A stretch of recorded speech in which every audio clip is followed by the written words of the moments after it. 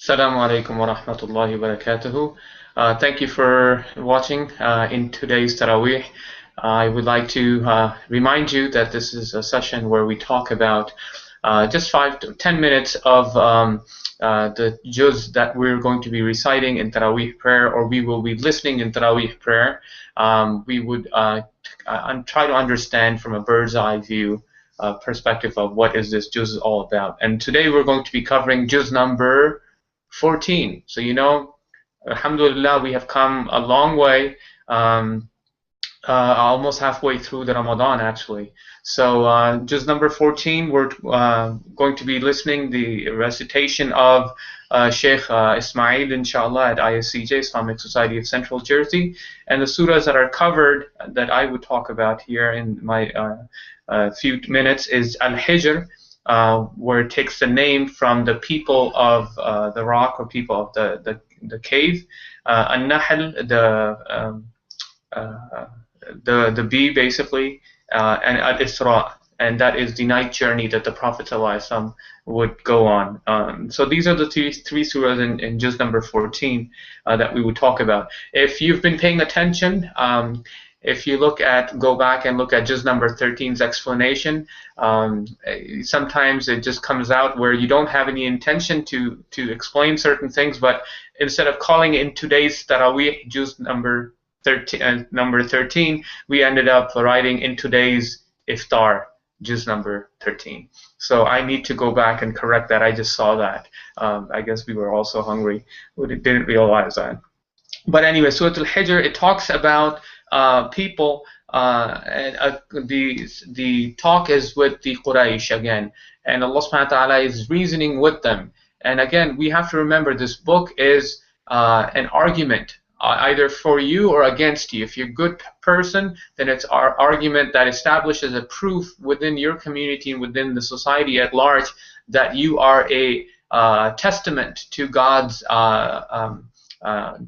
creation, that you have been created to do all that which is good, hasanat, and to refrain from sayyi'at, to beautify your actions and speech, and to refrain from that which is ugly. Because literally in Arabic, hasanat means good, that or beautiful, and sayyi'at is that which is ugly. We've talked about that the word for sin in Arabic is dhanb, or dhunub, plural. And dhanb is basically a tail. And nobody wants to have a tail. Everybody wants to hide their tails, right? And that's the concept. When people do sins, they want to hide those things. And it's an ugly, ugly thing.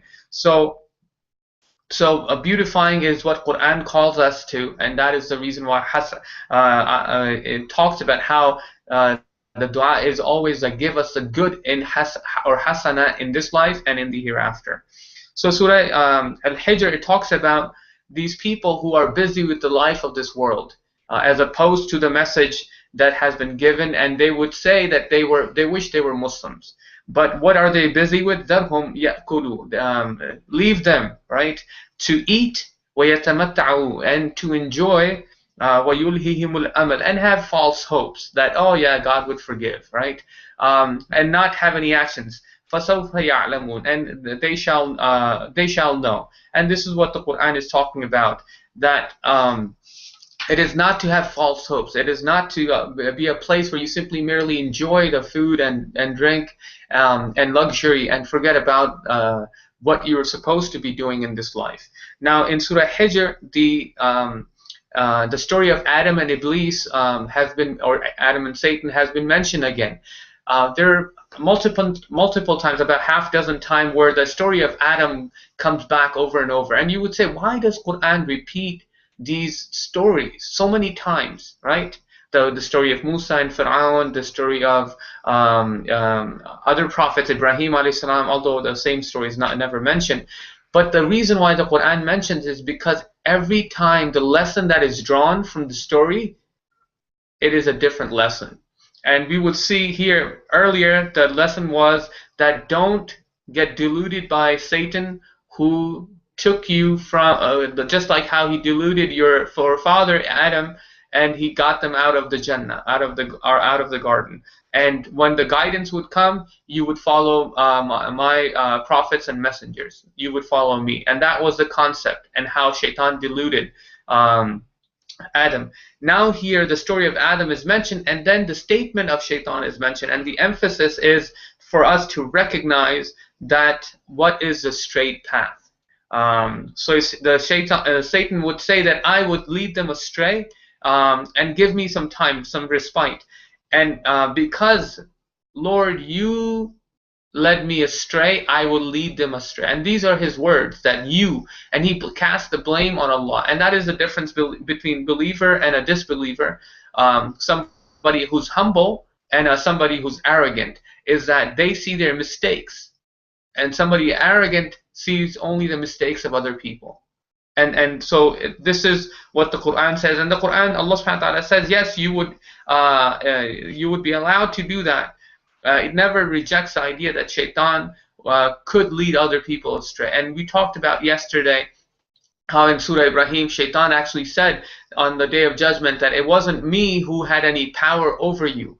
All I did was introduce ideas. All I did was give you a da'wah, and you accepted the call. So you were led astray by your own desires and attitude. So don't blame me, blame yourself. So this is again the passage that has been mentioned in Surah Al-Hijr. Also the story of Ibrahim alayhi salam is talked about very briefly, and the story of Lut alayhi salam, Prophet Lot, has been mentioned here. The Quran talks about, at the end of the surah, of the chapter, it talks about, again, what are they involved with, the mushrikeen, and it ends by mentioning what the Prophet should be doing. These people are, remember the first or second ayat mentioned that let them eat and drink and be occupied. And the Prophet ﷺ is told in the last ayah that glorify and praise of God, and become one of those people of prostrations, and worship your Lord until that which is certain will come. And that which is certain is death, that which is certain is the Day of Judgment. And that is to come, and this is what the Prophet ﷺ is told. But now the next surah is Surah An-Nahl. An-Nahl, from the bees that the Quran mentions about how they praise Allah subhanahu wa ta'ala. And everybody is called upon it, or we're told that they're Muslims. Even the prophets and their progeny, that Yaqub alayhi salam, Jacob, even Isa alayhi salam, Jesus, even Abraham or Ibrahim or Ishmael, all of them, they would, numerous times that Allah subhanahu wa ta'ala talks about them as those people who have surrendered themselves to God, and they have submitted themselves to be good, to be righteous, to act upon that path. And what is that path? That path is the straight path. That is to act upon that which is right. So Allah subhanahu wa ta'ala, He talks about their stories over and over again. And here, again, the argument is being established against these people, where they would say, when is that Day of Judgment coming? And the Quran starts off by saying that the command of God is coming. Do not be in a hurry. Glory and praise belongs to Him. As above, He is above what they're associating with Him. And then it continues to talk about how these people would take their burdens, their sins, and then the sins of others because of what they have accomplished, what they have been doing in this life. And it talks about all these ayat. The Quran not only talks about logically to these people about the idea of oneness of God or the Day of Judgment, and how these people are worshipping all these idols, and it's very illogical. And not only Allah subhanahu wa ta'ala talks about that, He also shows the signs, the ayat, in the heavens and the earth, and it says, look, think, ponder. And so the ayat are all full of these ideas. And then they're talked about, their attitude is mentioned, that when they're asked about what has God revealed, and they say, قَالُوا أَسَاطِيرُ الْأَوَّلِينَ, that it's only stories, the stories of other prophets. And so they have an attitude. And the Quran says that they would لِيَحْمِلُوا أَوْزَارَهُمْ كَامِلًا يَوْمَ الْقِيَامَةِ, that they will be burdened, or they would lift heavy burdens of their own doings on the day of judgment. And from the weight of those people, burdens of those people who they have led astray as well. And then when it's asked, similarly, the people of taqwa, what have your Lord revealed, the Quran, the message? They say, قَالُوا خَيْرًا, they said good things.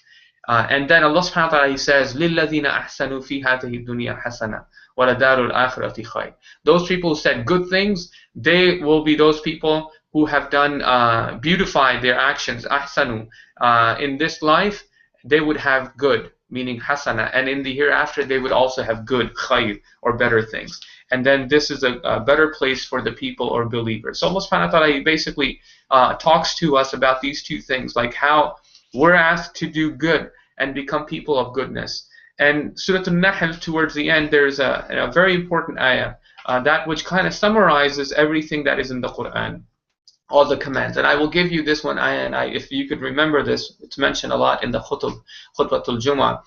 One ayah that you must pay attention to, and then inshallah maybe perhaps we will conclude with this. Inna Allah ya'muru bil adli wal ihsan, God command wa ita'i dhil qurba. God commands you that you with justice and excellence, and then to give rights of those who are near you or your relatives. Wa yanha 'anil fahsha, and to forbid obscenity, things that are foul. Wal munkar, those things that are bad, that are known amongst people to be bad. Wal baghi, and transgressions, doing really evil out there. يَعِظُكُمْ لَعَلَّكُمْ تَذَكَّرُونَ. This is a nasiha, this is a wa'az that is given to you, a call, so that you may remember God, and remember the Day of Judgment, and remember good morals and lessons. So this is, in a nutshell, one ayah which describes what God commands. Basically what Islam is all about, right? Do good, do excellence, be just, be good to those who are near you, your neighbors, your community, your family, your parents, your children, your relatives, and stay away from that which is fahish, obscene, ugly behavior, whether it's in your eyes, obscenity, or that which you see, or in your actions, or in your talk, the foul language. Stay away from that. And all that which is known as munkar, or evil. So Allah subhanahu wa ta'ala, He's telling us that basically this is the command of the deen of Allah. And then the last surah, which I'll conclude at inshallah, is Surah Al-Isra, which talks about how the Prophet ﷺ went from Mecca to Jerusalem and towards the heavens with that night journey, and let us ask Allah subhanahu wa ta'ala that we find a beautiful understanding and good actions through the book of Allah, just number 14 that we finish, and then we continue to strive in all that which is good and avoid all that which is evil. Jazakumullah khair. Thank you for listening. Assalamu alaikum.